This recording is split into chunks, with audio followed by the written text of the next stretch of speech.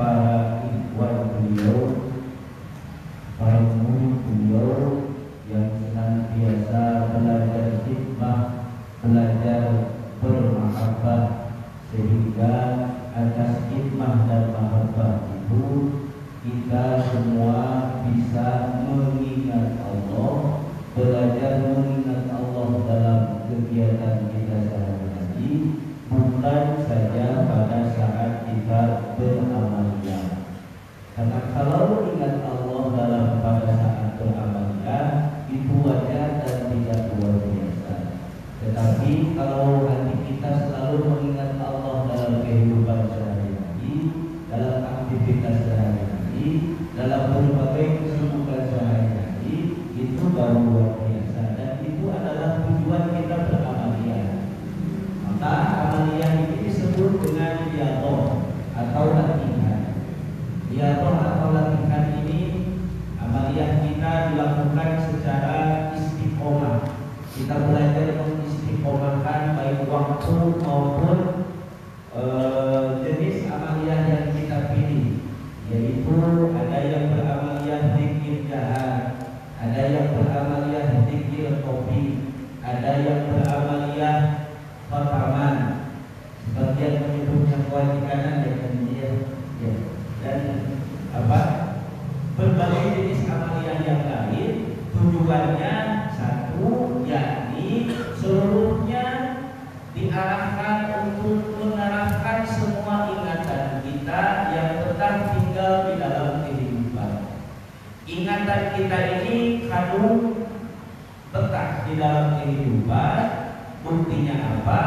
Disuruh mengingat Allah, ingatan kita ini sulit, malah mengingat-ingat tentang sehari-hari, malah mengingat-ingat setoran mobil sehari-hari, malah mengingat-ingat berbagai macam persoalan yang seharusnya tidak diingat-ingat tapi diselesaikan. Mengapa kita hanya mengingat-ingat tapi tidak menyelesaikan? Karena pikiran yang berada di luar diri kita, pikiran yang terpenjara oleh kehidupan, menjadikan hati kita tidak tersinari. Karena yang menyinari hati ini adalah ilmu, sementara ilmu tempatnya berada di dalam akal.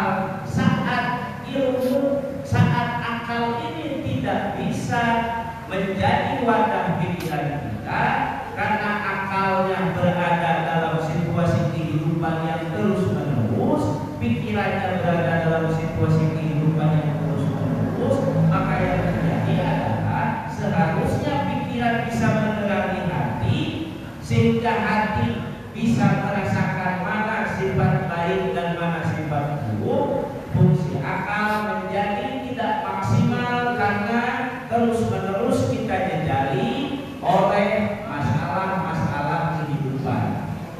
Seluruh bacaan, seluruh metode, baik itu zikir jahar, baik itu zikir kopi, baik itu khotaman, atau sebagian menyebutnya kewajikanan, seluruhnya adalah digunakan untuk menggiring ingatan kita kembali ke dalam hati. Kalau ingatan sudah kembali ke dalam hati, maka yang terjadi adalah tenang. Sehingga dikatakan ala bidzikrillahi tatmainnul qulub. Ingatlah hanya dengan mengingat Allah, hati ini menjadi tenang. Persoalannya adalah bukan Allah yang kita ingat dalam kehidupan sehari-hari, melainkan kita malah terpenjara dalam kehidupan sehari-hari, sehingga pikiran kita menjadi mengingat-ingat sesuatu yang selain daripada Allah. Sementara kalau kita menilik keterangan alam ahad ilaikum ya bani adam alla ta'budu syaitan, alam ahad ilaikum ya bani adam, apakah kalian tidak ingat, hei keturunan Nabi Adam, aku memiliki janji terhadap kalian, alla ta'budu syaitan, janganlah kalian menyembah syaitan, janganlah kalian menyembah syaitan. Pengertian menyembah seringkali kita terpenjara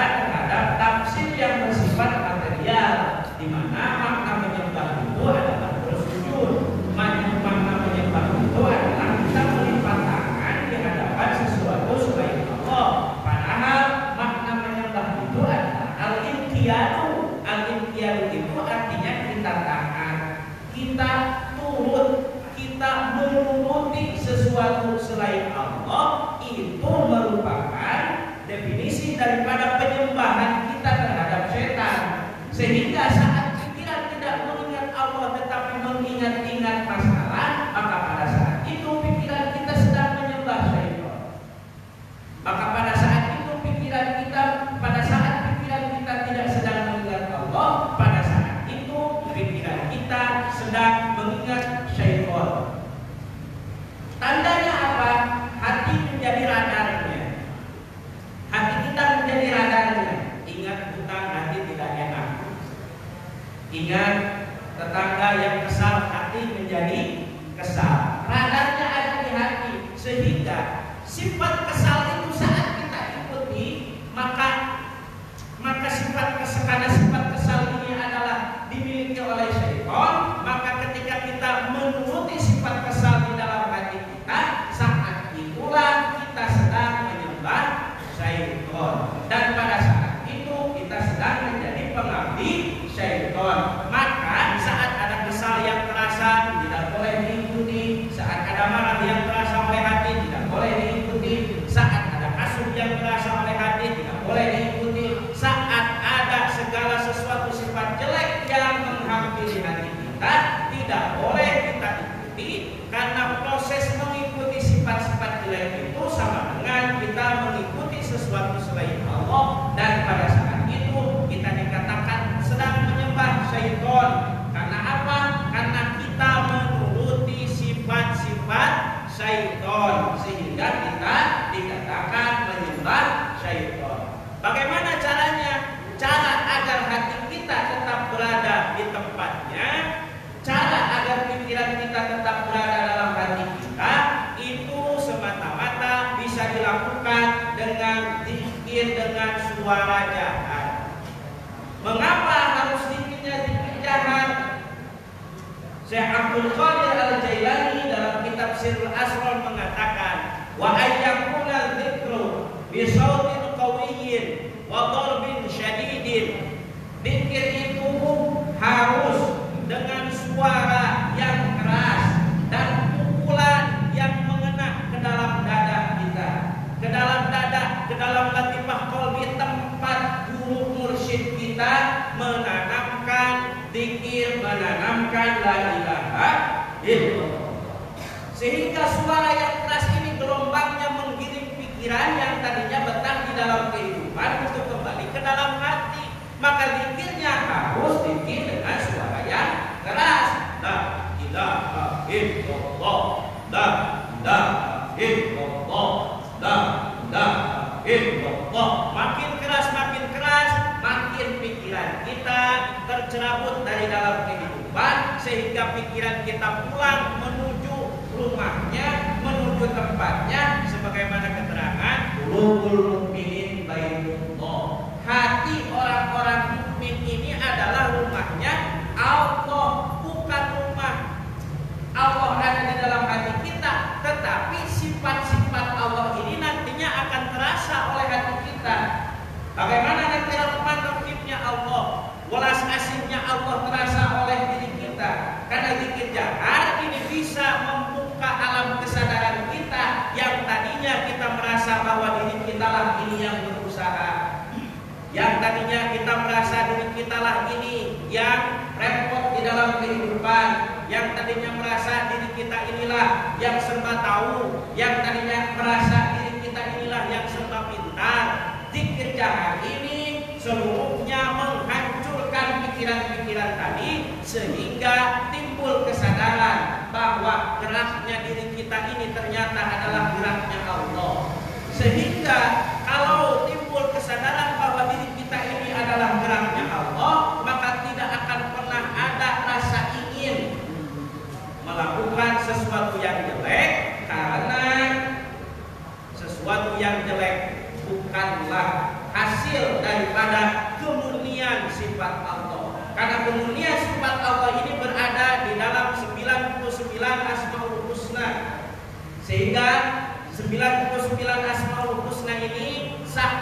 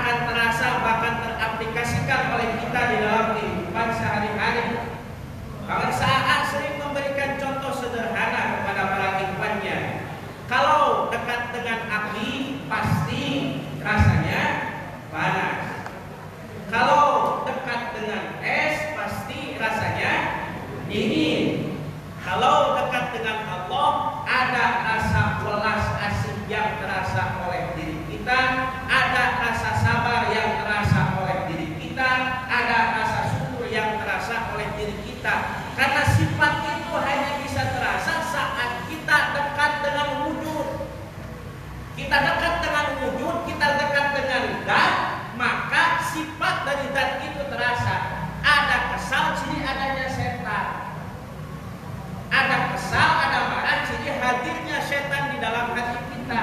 Maka saat ada welas dan asih di dalam hati kita, yang terakhir itu merupakan tanda hadirnya Allah sebagai buah dari kita memanggil-manggil dirinya dengan asma'nya. La ilaha illallah, la ilaha illallah, la ilaha illallah. Terus menerus kita panggil, maka wujudnya hadir.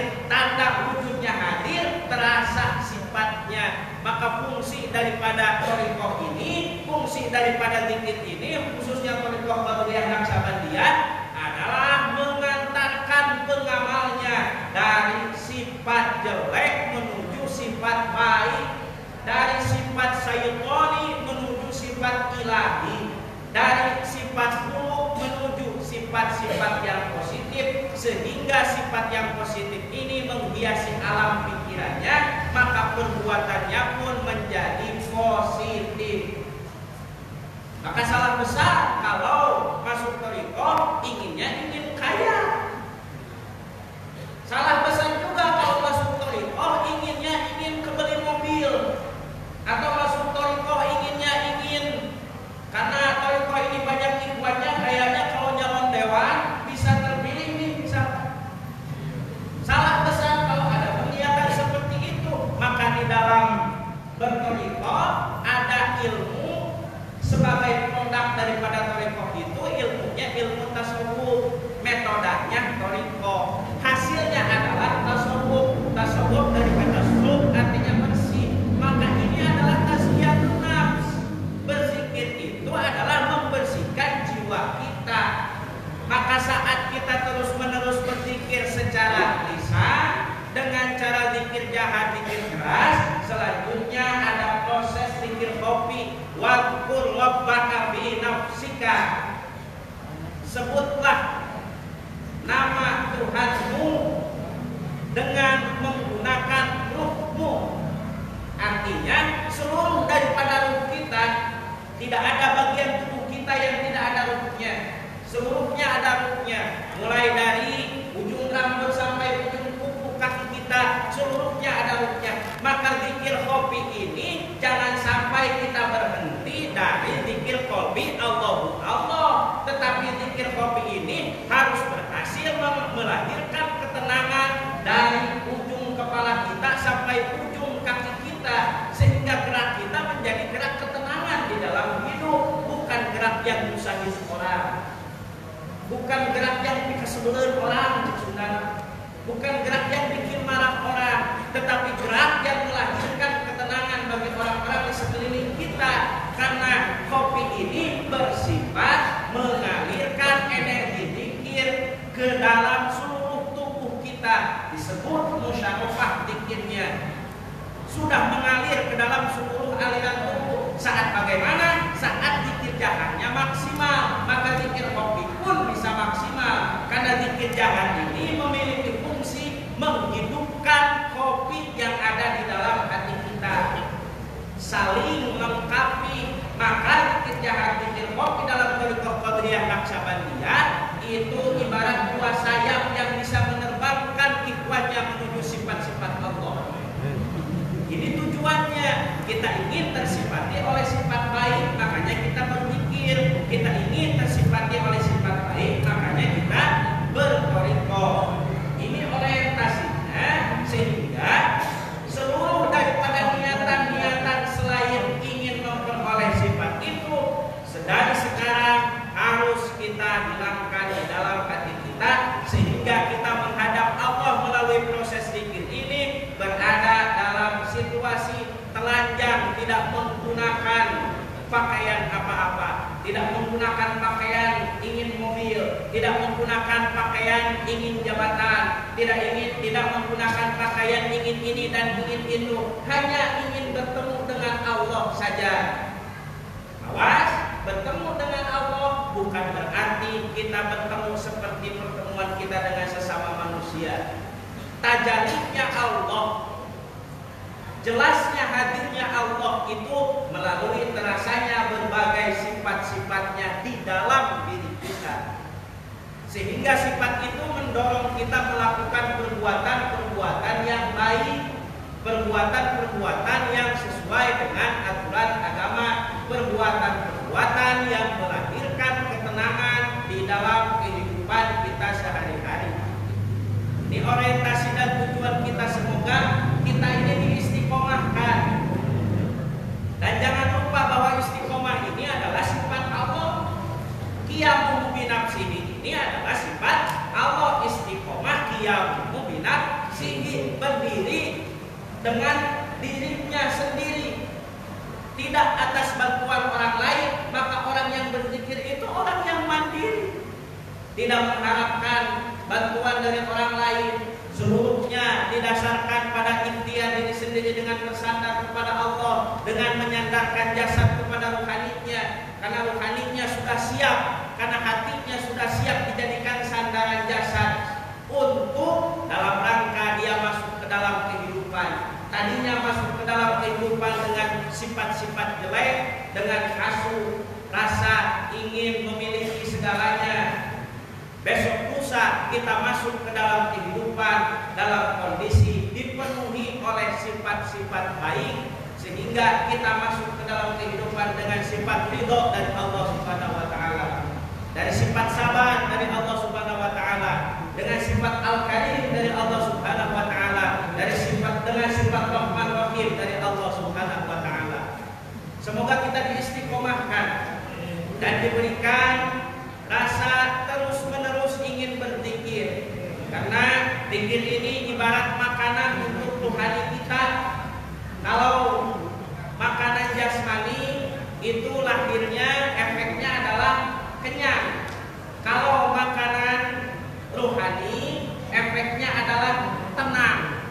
Jangan kita menomorsatukan kenyang, meninggalkan tenang.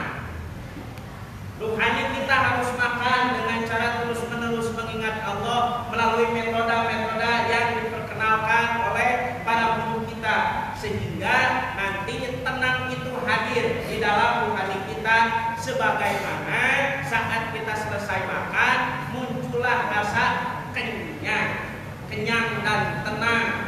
Makanya ada istilah santapan rohani dan santapan jasmani. Zikir ini adalah santapan rohani yang sesungguhnya untuk hati kita, rohani kita, agar berubah dari sifat-sifat jelek menuju sifat-sifat yang baik. Seluruhnya harus dilakukan dengan cara berkhidmah kepada guru. Berkhidmah kepada guru. Hakikatnya berkhidmah kepada guru itu berkhidmah kepada Rasulullah Shallallahu Alaihi Wasallam. Karena apa? Karena innalladzina yubayyi'unaka innama yubayyi'una Allah. Innalladzina yubayyi'unaka, sesungguhnya orang-orang yang berbaiat kepada Muhammad, sesungguhnya berbaiat kepada Allah. Hanya Allah menggunakan kanjeng Nabi Muhammad saat itu untuk membaiat umat. Kanjeng Nabi Muhammad sepeninggalnya ada penerusnya Sayyidina Ali, ada penerusnya Imam Hasan, Imam Husain, ada penerusnya Imam Zainal Abidin, ada penerusnya Imam Muhammad Al-Baqir, sampai ada penerusnya Syekh Abdul Qadir Al-Jilani, sampai kepada Syekh Ahmad Khatim Sambas, Syekh Toha Ali Sapu Cirebon, Syekh Zainal Abidin, Syekh Abdullah Qasim. Kemudian diteruskan oleh putranya Syekh Haji Muhammad Habib, dan diteruskan juga oleh Pangersara di Purwakarta di Cermin Hati. Hakikatnya saat kita berkhidmah kepada guru mursyid itu adalah dua, berkhidmah kepada kanjeng Rasulullah Sallallahu Alaihi Wasallam, menuruti apa yang diucapkan oleh guru mursyid kita. Itu derajatnya sama dengan kita mengamalkan hadis kanjeng Nabi Muhammad Sallallahu Alaihi Wasallam. Kata guru riyadhlah. Kata guru amaliyahlah. Kata guru zikirlah. Tidak perlu banyak bertanya.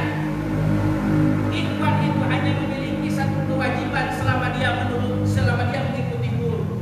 Ikhwan itu hanya diwajibkan taat kepada guru. Tidak perlu mengerti apa yang diperintahkan oleh guru. Laksanakan saja. Apakah saat Sunan Kalijaga bertanya, saat Sunan Kalijaga disuruh oleh Sunan Bonang untuk menjaga tongkatnya di pinggir kali. Sunan Kalijaga bertanya dulu pada Sunan Bonang. Tidak. 4 tahun di pinggir kali tanpa ada bertanya. Zikir kopi di sana di pinggir kali Sunan Kalijaga itu tanpa ada pertanyaan. Maka yang perlu dikosongkan ini pikiran kita. Mungkin beberapa perintah perlu asing di pikiran kita, bahkan kita baru mendengar perintahnya saat itu. Tetapi yakinlah di dalam perintah itu ada hikmah dan ada kasih sayang guru kepada ikhwannya. Transfer kasih sayang itulah melalui perintah-perintahnya. Maka nilai daripada kita melaksanakan perintah guru itu sama dengan nilai daripada kita melaksanakan perintah Kanjeng Rasulullah sallallahu alaihi wasallam. Faman kata fa inna ma yanquhu ala nafsi. Siapa yang membatalkan terhadap baiatnya, dia sudah baiat tapi batal, tidak memenuhi apa yang dibaiatkannya. Apa yang dibaiatkannya itu amaliyah dzikir la ilaha illallah, amaliyah khatamah, amaliyah manakiban, amaliyah tawassulan. Seluruhnya merupakan isi daripada poin-poin janji kita kepada Allah melalui lisan guru kita. Saat kita tinggalkan aktivitas itu, fa inna ma yanquhu ala nafsi, dia telah membatalkan perjanjiannya dengan diri sendiri. Akibatnya apa? Orang yang tidak beramaliyah, ikhwan yang tidak beramaliyah, pasti kualitasnya berbeda dengan ikhwan yang sudah beramaliyah. Kebaikan dalam kehidupannya pasti berbeda dengan ikhwan yang suka beramaliyah. Kebaikan di dalam kehidupannya pasti lebih memiliki kualitas mereka yang suka beramaliyah dibandingkan dengan ikhwan yang tidak beramaliyah. Karena ikhwan yang beramaliyah, wa man awfa bima ahida alaihi Allah fasayutihi ajran azima. Siapa yang memenuhi janji baiatnya, siapa yang dia menghadapkan lahir batinnya kepada amaliyah, menghadapkan lahir batinnya kepada guru, fasayutihi ajran azima, maka akan segera datang kepadanya ganjaran-ganjaran dan yang teramat besar, akan segera datang kepadanya. Karena sin dari dalam kalimat sayutihi itu sinnya sin litanfis. Sin litanfis itu bermakna segera. Fasayutihi ajran azima, mereka yang memenuhi janji, mereka yang beramaliyah akan segera mendapatkan ganjaran atas amaliyahnya sendiri. Ganjaran berupa apa? Ketenangan itu yang utama.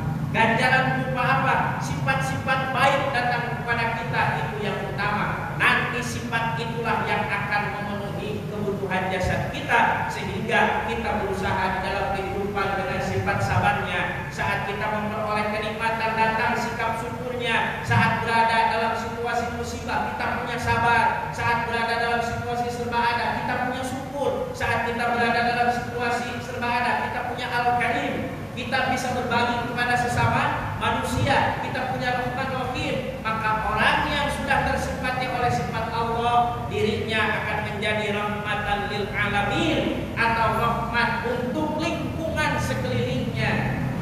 Orang yang berzikir itu memberkahi lingkungan sekelilingnya karena dirinya sudah tersifati oleh sifat-sifat yang baik. Semoga raihan ini kita raih bersama-sama. Bersama-sama kita menghadap Allah melalui perantara para guru kita, melalui perantara Kiai Amin di sini, melalui perantara Pak Saha, melalui perantara Kiai Haji Abdullah Masih, melalui perantara Syekh Zainal Abidin, melalui perantara Syekh Ahmad Khatib Sambas, sampai kita dikumpulkan di hadapan Kanjeng Rasulullah sallallahu alaihi wasallam. Di sana tancap bendera la ilaha illallah di padang mahsyar nanti. Semoga kita berkumpul seluruhnya di sana dan diberkahi oleh Allah kehidupan kita. Ala hadiniyah ridha lillahi ta'ala wa hasil maqasidana nas'aluka al-ijabah wassalam